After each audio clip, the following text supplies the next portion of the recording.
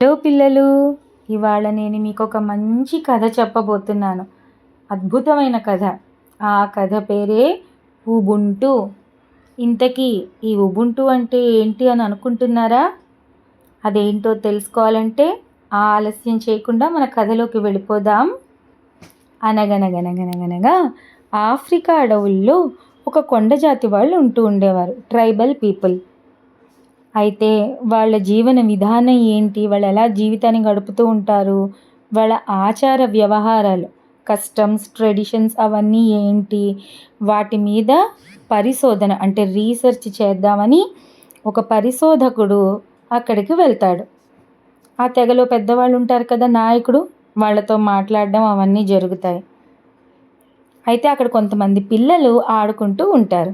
వాళ్ళని చూస్తాడు ఈ పరిశోధకుడు. వాళ్ళని చూసి ముచ్చటపడి వాళ్ళ దగ్గరికి వెళ్ళి అంటాడు, పిల్లలు, నా దగ్గర ఒక పళ్ళ బుట్ట ఉన్నది.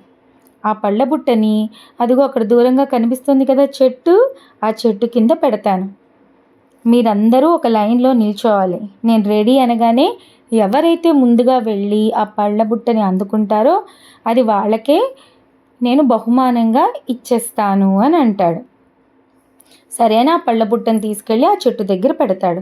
ఈ పిల్లలందరూ ఇతను చెప్పినట్లుగానే లైన్లో నిల్చుంటారు. అప్పుడు ఆ పరిశోధకుడు, రెడీ, 1, 2, 3 పరిగెట్టండి అని అంటారు. అప్పుడు ఏం చేస్తారో తెలుసా పిల్లలు? వాళ్ళు పరిగెత్తలేదట. ఒకళ్ళ చెయ్యి ఒకళ్ళు పట్టుకొని చక్కగా నడుచుకొని వెళ్ళి ఆ పళ్ళ బుట్టని అందుకొని ఆ బుట్ట చుట్టూ కూర్చొని చక్కగా ఆ పళ్ళన్నీ అందరూ పంచుకొని ఆనందంగా తిన్నారట. ఇది చూడగానే ఆ పరిశోధకుడు ఆశ్చర్యపోయేట. ఏంటిది అన్నట్టు అయోమయంగా. అప్పుడు ఆ తెగకి నాయకుడు ఉంటాడు కదా, ట్రైబల్ లీడర్, అతను అన్నట్ట, ఇది ఉబుంటూ అని అన్నట్ట. ఉబుంటూనా ఏంటి అన్నట్ట పరిశోధకుడు.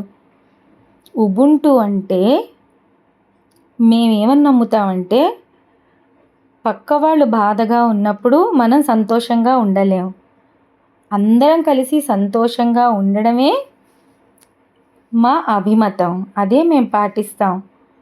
ఉబుంటూ అంటే ఎదుటి వాళ్ళ గురించి ఆలోచించడమే, ఎదుటి వాళ్ళ గురించి కేర్ చేయడమే ఉబుంటూ.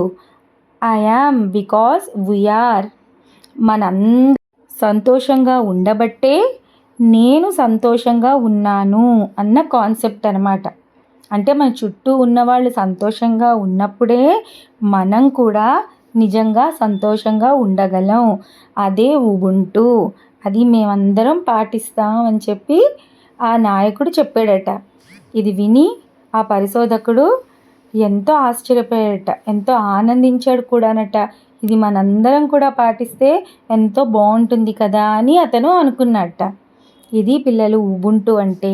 ఇదే విషయాన్ని మన భారతీయ మహర్షులు కూడా మనకి చెప్పారు.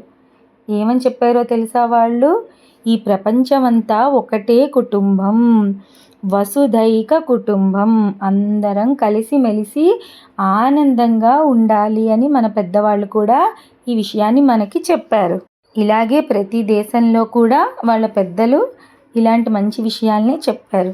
ఇలాంటి మంచి విషయాలన్నీ తెలుసుకుంటూ వాటిని మనం కూడా ఆచరిస్తూ ఉంటే మనందరం కూడా ఎంతో సంతోషంగా ఉండొచ్చు.